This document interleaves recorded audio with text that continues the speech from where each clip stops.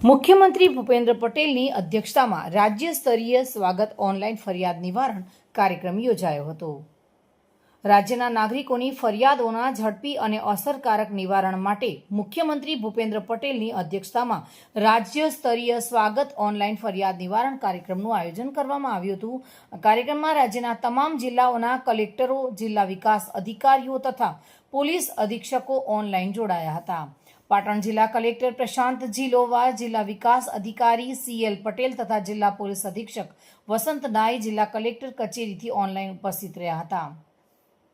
રાજ્ય સરકાર દ્વારા સ્વાગત કાર્યક્રમના માધ્યમથી નાગરિકોને તેમની રજૂઆતો અને ફરિયાદોના અસરકારક નિવારણ માટે એક સશક્ત પ્લેટફોર્મ ઉપલબ્ધ કરવામાં આવ્યું છે, જે સુશાસન અને પારદર્શક વહીવટની દિશામાં મહત્વપૂર્ણ પગલું સાબિત થઈ રહ્યું છે।